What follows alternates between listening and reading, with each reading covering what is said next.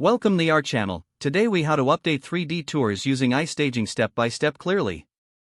To update your 3D tours using iStaging, log into your account using your credentials. Select the project you wish to update from your dashboard. Click on the 3D tour you want to modify. Once the tour is open, navigate to the editing section.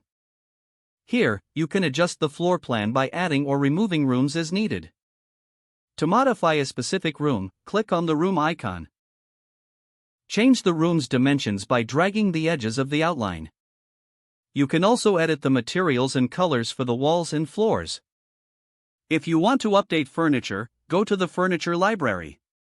Browse through the available items and select what you want to add or change. Simply drag the selected items into the room. Position and rotate them to fit the desired layout.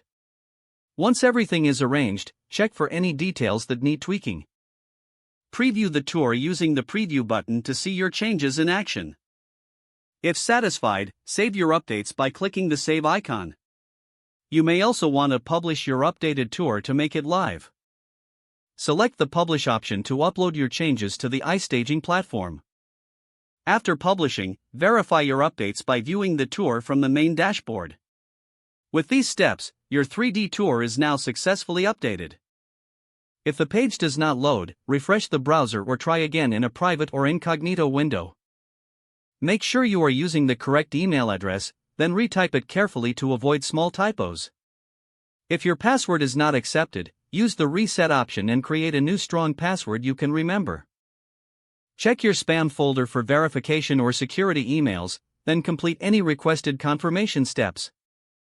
Enable two-factor authentication if available to improve account security and reduce unauthorized access risk. After signing in, review your profile details so your contact information and settings are accurate and current. If you see an error message, note it down and try again after restarting your device and internet connection. Log out when you finish, especially on shared devices, to keep your account and payment information secure. Don't forget to like this video and subscribe to our channel for more step-by-step tech guides.